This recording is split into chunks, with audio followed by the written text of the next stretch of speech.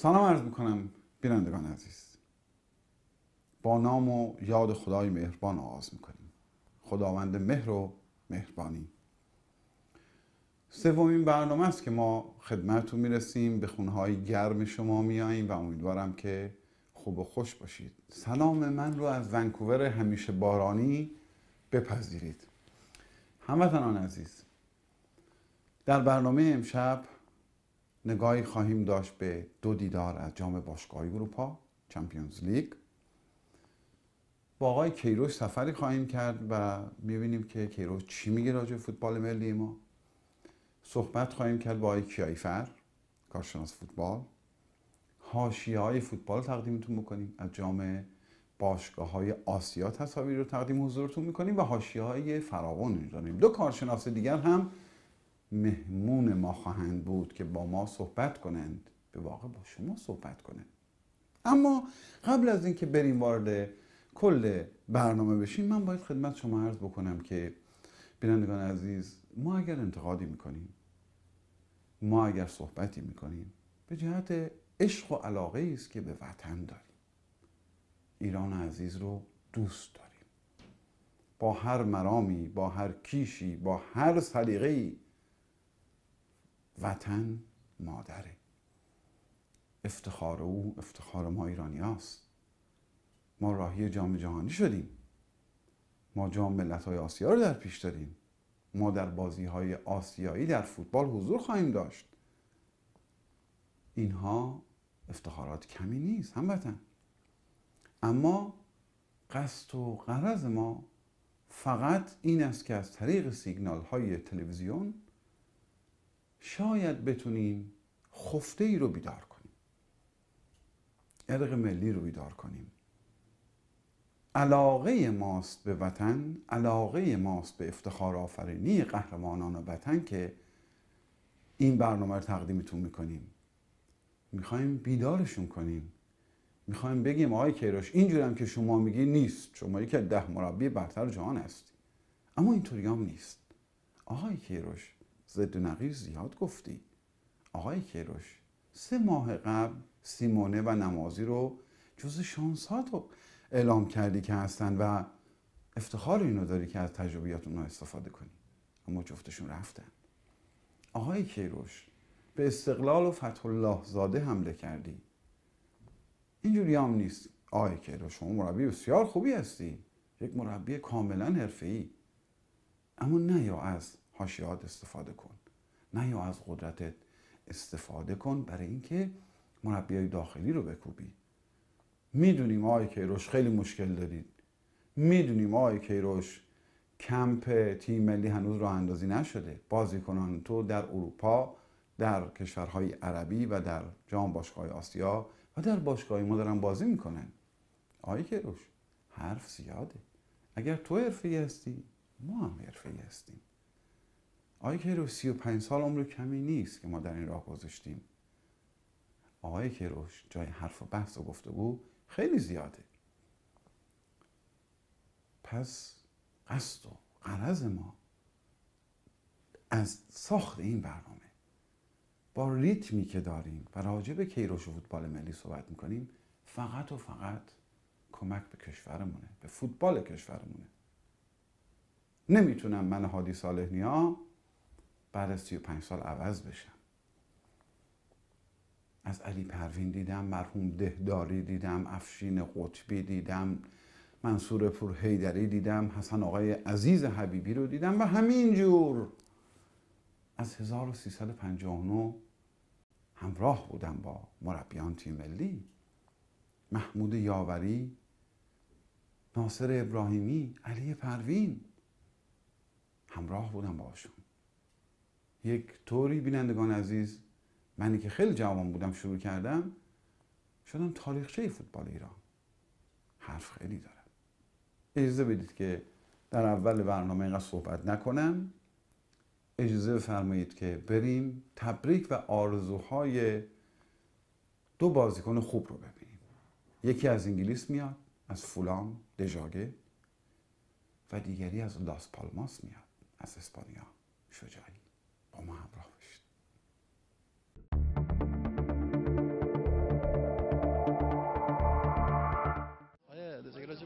سال نو در واقع ما ایرانی نزدیک هستش. می‌خوام شناختتون از نوروز و اینکه خودتون چقدر حالا چه خاطراتی دارید از مراسم سال نو، هفت سین و اینها یا توضیح بدید.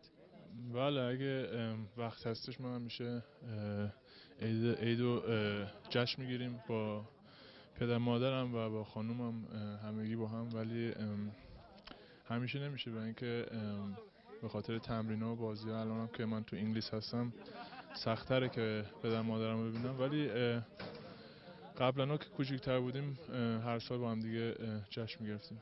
درسته. تو سال جدید که به خصوص جام جهانی هم هستش، چه آرزویی دارین به ویژه برای جام جهانی و فکر می‌کنم اونجا چه هدیه‌ای میتونید به مردم ایران بدید؟ حالا ما انشالله بتونیم بازی‌های خوبی انجام بدیم و امتیازهای بگیریم که بریم واسه راوند بعد. فکر می‌کنم یه چیز خیلی خوبی هستش واسه تیم ایران و واسه ملت ایران. ما سعیمون رو می‌کنیم و انشالله بتونیم با کمک تماشاگرها بازی‌های خوبی انجام بدیم. چه خاطراتی شما از خود ایام عید دارید و بهترین و بدترین خاطری که تو سال گذشته داشتید چیا بوده؟ بدترین که همون فکر میکنم اون موقعی که مصدوم شدم خیلی بد بود، که بزرگترین مصدومم بود تو این وقتی که در فوتبال بازی میکنم. ولی نه، من بچه دارم شدم. بعد این چیزا خیلی خوشحال میکنه آدمو و انشالله سال بعد همینجوری سعی سالون برای تمام آدما فامیلمون انشالله. یه پیامی به مناسبت عید اگه بخواید به مردم ایران بدید چی میگید؟ چه آرزویی براشون میکنید؟ آرزو میکنم که همه آدما کشور ایران همیشه خوب باشن و انشالله سال بعد بهتر از سال این امسال باشه و سلام میرسونم به همه. انشالله سال خوبی داشته باشن. درست. سه تا بازی که تو جام جهانی داریم فکر کنم کدومشون مهم‌تره؟ خیلی میگن که بازی با نیجریه شاید بازی با آرژانتین هم مهم‌تر باشه. فکر میکنم همه سه تا بازی‌ها مهمه، ولی بازی نیجریه برای اینکه بازی اول تو گروه فکر میکنم خیلی مهمه که خوب شروع کنی. اگه بتونی سه تا امتیاز رو بگیری خیلی خوب میشه واسه تیم و ما سعیمون رو میکنیم. الان هنوز یه چند تا دوستانه بازی داریم، اونا رو باید 100% خیلی دقت کنیم و خوب بازی کنیم و انشالله ببینیم چی میشه. و آخرین سوالم اینه که تیمی هستش که اشکان دژاگه دوست داشته باشه تا زمانی که برای فوتبالش به پایان میرسه توی اون تیم بازی بکنه؟ تیم زیاد هستش تو پرمیر لیگ هم تیم زیادی هستش، ولی من الان تو فولم هستم، خیلی راضی هستم.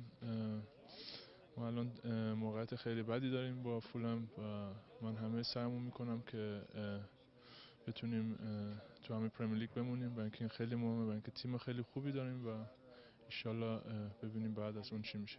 حالا بذار یه تیمو بخوای اسمشو بگی. تیم چلسی تیم خیلی جالبیه و مربی مورینیو یه مربی خیلی بزرگه. مرسی.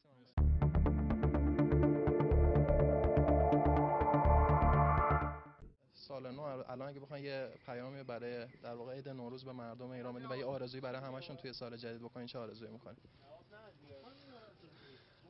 خب اولا که عید به همه تبریک میگم و آرزو خب میتونم آرزوی خیلی زیادی بکنم، چون که با یکی دوتا آرزو فکر کنم که نمیشه توصیف کرد همه رو، ولی فکر میکنم که اول از همه سلامتی بهترین چیزی که میتونم برای همه مردم آرزو کنم، اینکه همیشه سلامت باشن، چون که سلامتی بزرگترین نعمته. تا اینکه اگر اتفاق نیفته قدرشو نمیدونم، چون من کشیدم میدونم این قضیه رو. و اینکه امیدوارم که همه خانواده‌ها شاد باشن و در کنارم و یه سال خیلی خوب داشته باشن.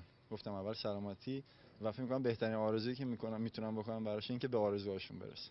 بعد آرزوی فوتبالیتون برای سال 97 مسلماً جام جهانی هم پیش رو هستش، برای این سال چه آرزویی دارین و فکر می‌کنید که در واقع تو جام جهانی بازیکن ما چه هدیه‌ای بتونن به مردم ایران بدن؟ ببین بازی‌ها سخته، ما میتونیم قولی که میتونیم بدیم، حالا نمیشه اسمش گذاشت هدیه، ولی اینکه قولی که میتونیم بدیم با تمام وجودمون تلاش کنیم که بتونیم هم از اسم ایران دفاع کنیم و سربلند کنیم همه ایرانی‌ها رو، و همین که با آبروداری کنیم به قول معروف، اینکه بتونیم بازی خوبی انجام بدیم و سربلند از بازی جام جهانی بیرون بیاد. آرزوام که برای خودم دارم، امیدوارم که ان شاءالله بعد از اولا که تو جام جهانی بتونیم بازی خوب انجام بدیم همراه با تیم، بعدم که بتونم با یه تیم خوب قرارداد ببندم. خودتون اگه حالا که دارین آرزو می‌کنید در واقع دوست دارین با چه تیمی قرارداد ببندید؟ و مسلماً دوست دارم تو لیگ اسپانیا بمونم و یه تیم خوب توی اسپانیا. حالا دیگه تیمشو نمیتونم ولی که امیدوارم یه تیم خوب باشه. درسته. بهترین و بدترین خاطراتتون تو سال 92 رو بگید. بهترین خاطر فکر کنم دوباره برگشتن به بازی بود و اینکه خب میبینم که همه خانواده‌ام سلامتم، این فکر می‌کنم دیگه از همه چی مهم‌تره. بدترینش فکر می‌کنم تقریبا معصومیت بود ولی مال قبل از سال 92 بود.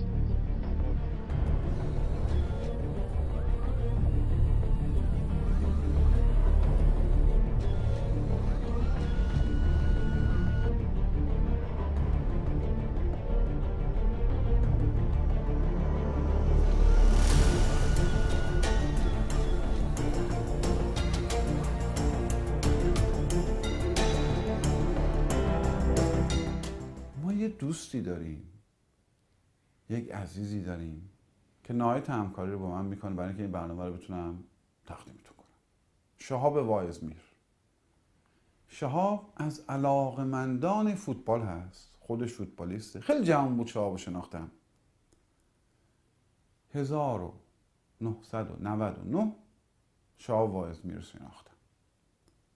اطلاعات برای ما جور میکنه، فوتبالا رو جمع و جور میکنه، برنامه رو ادیت میکنه، خبرها رو برای ما میاره.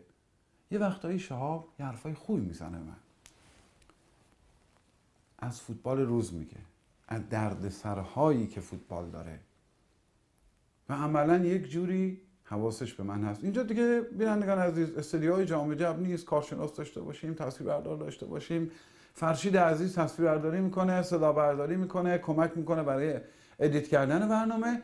یک جمع کوچولوی جمع جور داریم برنامه رو تقدیمتون میکنیم که شما از طریق تن تیوی از تورنتو میبینید. به واقع برنامه در ونکوور ضبط میشه و تقدیمتون میشه. با این تیم جوان که به من روحیه میدند، بایستی خدمتتون عرض کنم که میخوام یه پلی بزنم برگردم بینندگان عزیز 3-4 سال قبل. تهیه کننده برنامه ورزش از نگاه 5 شبکه تهران بودم. دعوت کردم از دوست عزیزم، اسطوره فوتبال ما، افتخار فوتبال ما، مرحوم ناصر حجازی. همیشه لطف داشت به ما. ناصر خان روز جمعه میاد استودیوی شبکه 5. دیدم میخنده. گفتم ناصر خان خیلی خوشحالم شما رو میبینم میخندید بعد از مدت‌ها، شما که این همه مسائل فوتبال شما رو مکدر کرده بود. هنوز بیماریش بینندگان عزیز آغاز نشده بود.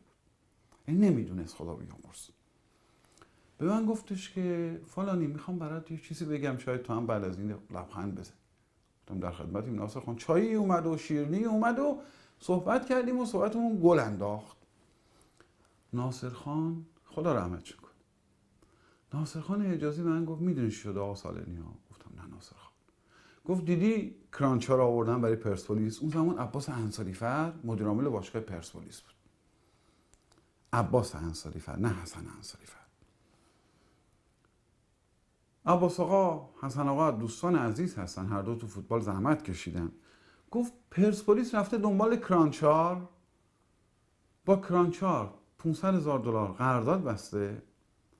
باشگاهی که کرانچار توش بوده و مربیگری میکرده با من قرارداد بسته $150,000. من میرم باشگاهی رو که کرانچار تا دیروز مربیش بود و این جای خنده نداره. من تو ایران هستم اما استفاده نمیکنم. خب ناصر حجازی میدونید لیسانس زبان انگلیسی بود. در جاهای مختلف، در کشورهای مختلف هم مربیگری کرده بود، هم او رو میخواستن. در عنفوان انقلاب ناصر حجازی حتی دعوت شده منچستر یونایتد. منتها خب شرایط اون روز یادتونه بینندگان عزیز، متاسفانه دست رفت. ناصر حجازی سالها در ایران بحث فوتبال رو داشت، استفاده نکردیم ازش، به راحتی هم از دستش دادیم. جا داره حالا که یاد ناصر عزیز رو کردیم، اسطوره فوتبال ما رو کردیم، یادش گرامی بداریم. کاری دیگه از دست ما بر نمیاد جز دعا خوندن برای ناصر، آرزوی مغفرت و رحمت کردن برای ناصر عزیز. اما بیاین بینندگان عزیز، قدر داشته هامونو بدونیم. اگر ناصر حجازی عزیز در بین ما نیست، منصور پورحیدری هست، حسن روشن هست، حمید درخشان هست، حسین فرکی هست، یحیی گل محمدی هست. خیلی از عزیزانی که حالا در داخل کشور نیستن، مسعود مجدعی بزرگوار، حاج رحیم پور، حسن نظری و خیلی از عزیزان دیگه، باز بگم ناصر عادلخانی. عزیزان قدر این داشته هامونو بدونیم. اجازه بدید پرسواتی نکنم، بریم این قسمت برنامه رو ببینیم. فکر کنم خوشتون بیاد.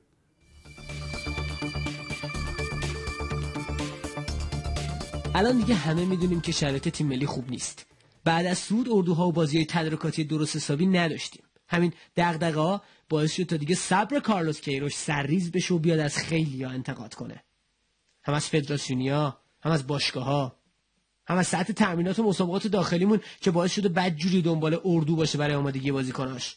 باشگاه استقلال و قلعه‌نویی و کرانچار و فتح‌الله زاده هم از قلم ننداخت آقای کیروش. الان 5 هفته لیگ قطع خواهد شد به خاطر بازی کردن این باشگاه‌ها در جام قهرمانان آسیا و به خاطر حفظ منافع آقای قلعه‌نویی و همینطور آقای کرانچار. ببینید خیلی ایشون کم لطفی کرده نسبت به ما.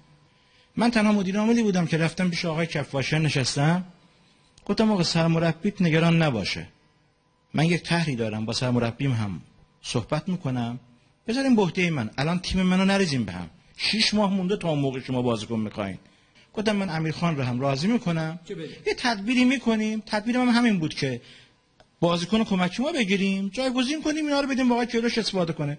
یک همچین محبت بزرگی رو ما کردیم، در مقابلش این حرف ما زده. همه میدونن که این حرف غیر منطقی بوده. آقای کرانچار اومده بودن صحبت‌های انجام دادن راجع به قوانین فیفا و رگولاسیونی که فیفا انجام میده. من از ایشون خیلی بهتر قوانین فیفا رو میدونم. من به هیچ وجه سعی نکردم که ایشونو آشنا بکنم با قوانین و مقررات فیفا، بلکه من فقط نظر خودم رو اعلام کردم از همان ابتدای کار، وقتی که مشخص شد که چه برنامه‌ای ایشون مد نظر دارن. متمرات قبقه ایشون به این شکل تصمیم گرفتن که خب من که نمیتونم کاری بکنم. فقط نظری که من اعلام کردم این هستش که خوب می بود که ایشون بنشینه و اون برنامه فیفا رو کاملا مچ بکنه و بگذاره کنار برنامه لیگ ایران و به این شکل هیچ گونه اخلالی هم ایجاد نمیشه که متاسفانه این اخلال هم به بار آمده. که وقتی آقای قلعه‌نویی و همینطور آقای کرانچار میگن که ما باید طبق قوانین فیفا جلو بریم، این اصلا خارج از واقعیت هستش. ببخشید این اصلا امری غیر واقعی و غیر قابل قبول. We are running out of time. باز هم تکرار میکنم ما داریم زمانمون رو دست میدیم. نه واقعا اونطور نیستش. ایشون همیشه خود سخت میگیره که ما زودتر برسیم به اون اهدافمون و ایشون خیلی سخت میگیره یا شما راحت میگیرین؟ نه خب من که اصلا ریلکس هستم ولی ایشون هم سخت میگیره. ما میریم سه تا بازی 15 تا میخوریم میایم با شما میخندید. شما که دیدیم ما 3 تا بازی آخر که راحت 3 تا امتیاز گرفتیم رفتیم جام جهانی، چون اونجا میریم. همین مدلی قراره ان شاء الله. بازیکن‌ها دارن ایران رو ترک میکنن. ایشون نمیتونه از ما گلگی داشته باشه. هر باشگاه سیاست‌های خودش رو داره. ایشون مدعی حرفه‌ای بودنه. تو عالم حرفه‌ای مگر توی منچستر ایشون با آقای فرگوسن میتونست بگه که فلان بازیکن رو چرا دادین رفت فلان جا؟ چرا ترانسفر کردین یا چرا فلان بازیکن آوردین؟ این یه امر طبیعی است. به برنامه‌ریزی لیگ هم ایراد وارد کرد کیروش. اگه شما از من بپرسید آیا این برنامه‌ریزی لیگ نظر شخص بنده بوده و من موافق اون هستم، جواب من این هستش که نخیر. هر برنامه‌ای هم که آقای کیروش حالا دادند ما اونو تو برنامه‌هامون دیدیم، یعنی درخواستایشون رو به من یه برنامه من تو لیگ دیدم و براش جا گذاشتم. این من نبودم که ابتدای لیگ و شروع لیگ رو به تعویق انداختم. لیگ به تعویق افتاد به خاطر حفظ منافع یک باشگاه خاص و یک فرد. این 15 روز به درخواست هیچ باشگاهی نبود، به درخواست فدراسیون فوتبال. این که آقای کیروش میگه حالا باشگاه استقلال و اینا درخواست کردن نبوده. نه اصلا ما به درخواست هیچ کس، اگه باشگاه دیگه هم بکنه ما نمی‌کنیم، اصلا ما درخواست فدراسیون فوتبال که اونم به موجب قانونه. دیگه آقای کیروش خودش الان صاحب فوتبال ایران میدونه دیگه، هر چی دلش میخواد میگه، هر چی که راست داره که نمیگه که، هر چی دلش میخواد میگه. وگه نه اون آقای تاج خودشون گفتن که برنامه‌ریزی سازمان لیگ بر اساس درخواست فدراسیون بوده. بعدش هم این بده که بالاخره من نمیدونم رئیس فدراسیون فوتبال آقای کیروش یا آقای کفاشیان، من با کفاشن هماهنگ کردم. اگر اشتباه کردم خب اعلام کن از این به بعد با ایشون هماهنگ کن. شما فکر میکنید اگر آقای تاج به صحبت‌های من گوش میکرد لیگ اینجوری به هم ریخته بود؟ هر چه صرف منطقی بده ما گوش میکنیم، به خصوص اگه سرمربی تیم ملی باشه. ما اون چه که بوده تو برنامه‌هامون دیدیم، برنامه‌ها رو لحاظ کردیم و تا حالا هیچ هم لغو نکردیم. فیفا دیگه همش آزاد بوده که اینا بازی بکنن که خب بازی نکردن. و البته عصبانی هم شد سرمربیمون. People they're afraid to talk to them eyes in the eyes. I'm going to tell them this in دلیل اصلی عصبانیتشون همین این قضیه بود یا اینکه مثلا چند ماه حقوق نگرفتن؟ نه حالا اونو که من نمیدونم که آقای حقوقم نگرفتن، یه خورده دیر شده ولی خب زیر عقب نیفتاده، ولی خود دیر شده. بد اخلاق شدن. بله بد اخلاق شدن. حالا خوش اخلاقش میکنیم ان شاء الله. با شنیدن یه سری جملات و عکس العمل آدم یاد قلب شیر قطبی و اینجور فضاهای احساسی میافتاد. احساسی که هستیم و خب شناختن ما رو انگار. همین که آقای کفاشیان به من بگه برو خونه و من اینجا بخواد بندازه بیرون، من برای حفظ منافع 80 میلیون نفر می جنگم و برای افکاری که فکر میکنم مناسب هستش و درست هستش می جنگم. اما این صحبت ها اثرات جانبی هم داشت. اول از همه پیشنهاد مناظره سرمربی استقلال با کیروش توی 90 که البته کیروش قبول نکرد و گفت وقت نداره با کسی که موقع بازی تیم ملی خوابه مناظره کنه. بنده اون موقع بازی ایران کره بود 4.5 بود 4.5 در آمریکا بود. بنده نمی‌دونم باید اجازه بگیرم 4.5 خواب باشم، بیدار باشم یا شب زنده دار باشم. این هم توضیحات مفصل قلعه‌نویی راجع به مسائلی که کیروش مطرح کرد. روزی که ایشون بازیکن‌ها رو اما تحویل گرفت، اگه اشتباه نکنم 3 خرداد بود، 14 خرداد ایشون با قطر بازی کرد. اگه بازم اشتباه نکنم 6 تا بازیکن استقلال درون زمین بودن. اگه بازم اشتباه نکنم افکار استقلال هم تو زمین بود. تا اینجا که روزی که بازی ایران و کره جنوبی بود با شروع لیگ چند روز بوده؟ زیاد نبود آقای قلعه‌نویی، کم بود. 35 روز بوده. پس شما بفرمایید اون 5 هفته که ایشون میگه کجاست؟ ایشون چند بار اومد گفت آقا ما مربی‌ها باید توی اتاق با هم صحبت کنیم نه تو تلویزیون. ببینیم تو این 4 ماهه خیلی رفتارش عوض شده. رفتن تیم ملی با جام جهانی و قبلش شما اخلاق ایشون رو ببینین. حالا که رفته یه نوع اخلاقی داشته، قبلش یه نوع اخلاقی داشته. و البته این بین کنایه‌های این شکلی هم داشت. ایران تو مدال‌های آسیایی از کشور پرتغال خیلی جلوتره. مدال‌های معذرت میخوام المپیکی خیلی ما جلوتریم. ورزشکار ایرانی با مربی ایرانی مدال المپیک برده. شما میدونید هر مدال المپیک 3 میلیون دلار باید هزینه کنیم. ما آوردیم، کم نمیاریم چون بچه نازی‌آبادم. ما نازی‌آبادی عادت نداریم کم بیاریم. و البته یه توضیح هم راجع به جمله شکایت به فیفا و این بحثا. ببین آخه اصلا هیچ گونه از مواضع داخلی قانونی رو ما رو قبول نداره که. تنها جایی که ایشون شاید قبول داشته باشه فیفاست. ما هم گفتیم نداره، میریم اونجا فیفا حق به هر کس داد. ببینیم ما مرتکب گناه شدیم، فقط همین مشخص بشه. کار دیگه هم ما نکردیم که جریمه‌اش نمی‌خواستیم بکنیم. ضمن این کسا ما نمی‌خوایم باشگاه شکایت کنه که بنده به عنوان علی فتح‌الله زاده خویی به من توهین شده، می‌خوام از حق خودم دفاع بکنم. مثلا باشگاه استقلالم نمی‌خواد. دقیقاً رو کدوم بخش از صحبتشون مشکل هم که به ما اتهام زده که ما لیگ رو به هم ریختیم به خاطر منافع خودمون، سازمان لیگ به هم زدیم. ما چه منافعی داریم؟ قول و وعده وعید ندید که از تیم ملی حمایت میکنیم بعدش این اتفاق نیفته. پول و منابعی که به خاطر تیم ملی از طرف دولت اومده بود به سمت و سوی یک باشگاه هدایت شد. به نظر من گفت یکی که پول به یه باشگاهی دادم. من خیلی خواهش دارم از آقای کیروش اون باشگاه رو معرفی کنه. شنبه کیروش رفت پیش وزیر ورزش و جوانان و بعد از جلسه این جملات رو گفت. به تکرار صحبتایی که انجام شده و تکرار احساساتمون و دغدغه‌هامون نیست. فکر می‌کنم در حال حاضر فقط میبایست سمت و سوی افکارمون و نقطه نظراتمون رو به یک نقطه مشترک سعی کنیم هدایت بدیم. اما دیروز کاملا حال و اوضاع نسبت به جمعه عوض شده بود و این سرمربی آرام و مطمئن و البته مشتاق به یکدلی و وفاق جلوی ما بود با کلی حرفای خوب و امیدوار کننده. ولی فکر میکنم با اتفاقات یکی دو روز گذشته الان این حسو دارم که متحدتر باشیم من بعد و سعی بکنیم که این اتحادمون بیشتر باشه. I have the feeling that as I always said, united we're going to be strong. من این احساس رو دارم، همونطوری هم که همیشه گفتم متحد با همدیگر مطمئنا قوی‌تر خواهیم بود. Together we're gonna be powerful. وقتی با هم باشیم مطمئنا قوی‌تر و محکم‌تر هست. شاید این نرمی نوازش بعد از چکیه که کیروش زد به اونایی که حواسشون به تیم ملی نبود و گفت که همه چی طبق برنامه است. برنامه‌ای که البته مهم اینه که عملی بشه.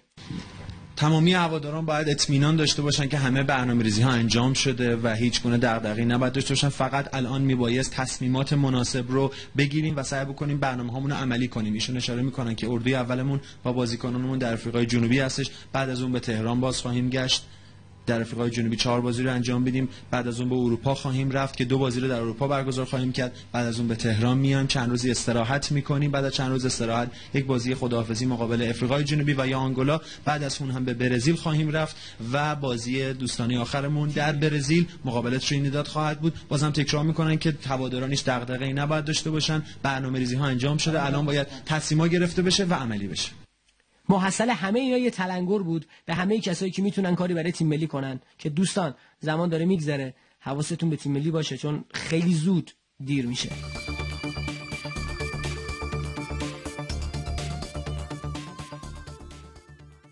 سال فرمودید که آقای کیروش سرمربی تیم ملی فوتبال ایران چرا از بازیکنان شاغل در خارج از ایران استفاده میکنه، یا به قول عامیانه خود ایرانی‌ها دورگه ها، که این فکر میکنم واژه بعدی باشه و نمیشه گفت که دورگه.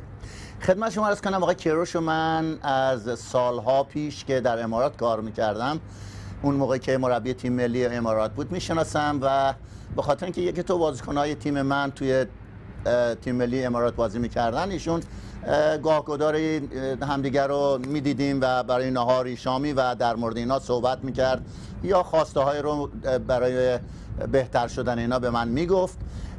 ایشون یک آدم خیلی با استعداد و زرنگی هستش. حالا چرا این کار کرده؟ من خیلی ساده میتونم بگم. شما از هر تماشاگر ایرانی بپرسین که خیلی خوب آقا این بازیکنی که الان ایکس هستش در فوتبال و زیر نظر یک مربی ایرانی داره تمریناتشو میگذرنه و یک آقای هستش فرض میکنیم در اروپا داره مثلا زیر نظر فلیکس مگات تمریناتشو میگذرنه، خب کدوم انتخاب میکنیم؟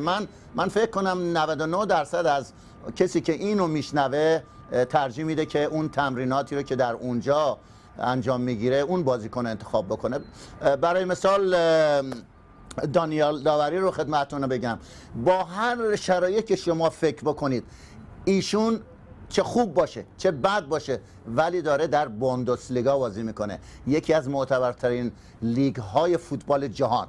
خب اینو نمیتونیم بیایم با فرض میکنیم که مربی که جلوی مس کرمان یا برق شیراز، حالا نمیخوام توهین بکنم خدای نکرده این جنبه رو نداشته باشه که برق شیراز یا مس کرمان بده، ولی کلا اینا دارن روبروی تیم‌های بازی میکنن شاید دست 3 یا 4 آسیا باشن، ایشون داره جلوی بایر مونیخ بازی میکنه که قهرمان باشگاه‌های جهان هستش.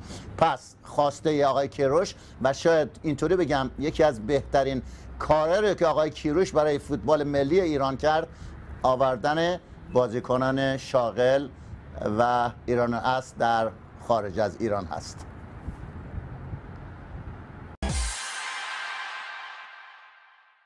دوست عزیز من آقای سالنیا سوالی کرده که نمیدونم جوابشو باید چطوری بدم. شما میگید چه پیشنهادی و چه آیدیایی دارید برای تیم ملی ایران؟ تیمی که نه کمپ درست حسابی داشته، نه دور هم بوده، نه بازی‌های دوستانه خوبی داشته، خب من چه پیشنهادی رو بدم؟ ولی اگر که هنوزم دیر نشده از الان شروع بکنن با بازی‌های تدارکاتی خیلی خوب، کمپ‌های خیلی خوب، دور هم بودن و با اون غیرت بچه‌های ایرانی و اون وجود اون چند تا بازیکن اروپایی میشه امیدوار بود، ولی نمیتونم بدون اینکه امکانات باشه، بدون اینکه بازی‌های دوستانه باشه هیچ پیشنهادی رو بدم. پیشنهاد من اینه که ما اردو می‌خوایم، ما پشتیبانی می‌خوایم، ما می‌خوایم که بازی‌های تدارکاتی داشته باشیم که بشناسیم ترکیبمون رو. این نظر من هستش. خب از برزیل صحبت شد و منم دارم به برزیل میرم خوشبختانه.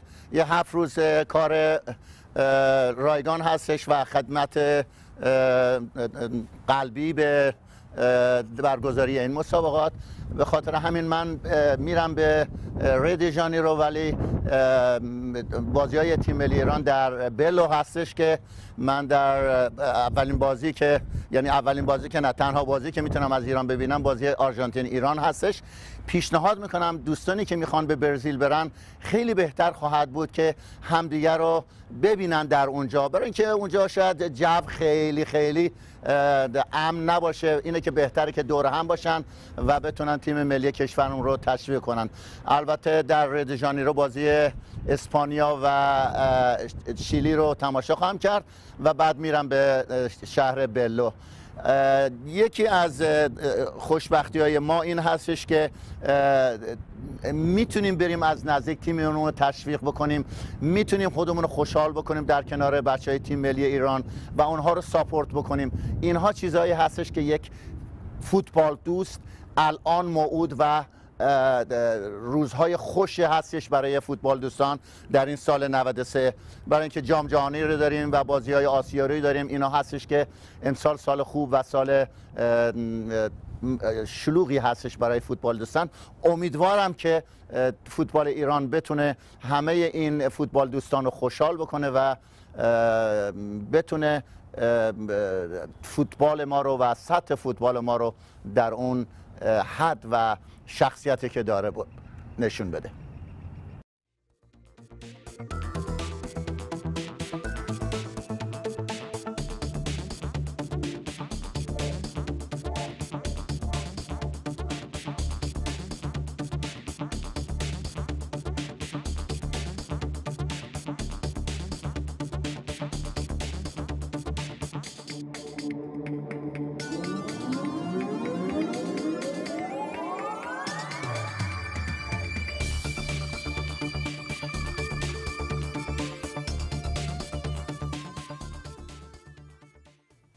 عزیزان، هفته بسیار فوتبالی بود. خوشبختانه برای ما که فوتبال دوست داریم خیلی خوب بود. غول‌های فوتبال اروپا به میدون رفتن. منچستر یونایتد میزبان بایر بود، بارسلون میزبان اتلتیکو بود. ما از این دو دیدار امشب تصاویر رو تقدیمتون خواهیم کرد. اما اون طرف هم که میدونید بارسلون شاگردان رئال مادرید شاگردان یورگن کلوپ رو ناامید گذاشت. انتقام دیدارهای سال گذشته جام قهرمانی باشگاه اروپا رو ازش گرفت. بارسلون هم که میدونید با اتلتیکو چیکار کرد. میمونه چلسی، پاریس سن ژرمن. پاریسیا دست کار بزرگی زدند. شاگردان مورینیو رو شکست دادند. اجازه فرمایید که بدون بحث و گفتگو بریم سراغ جام باشگاه اروپا.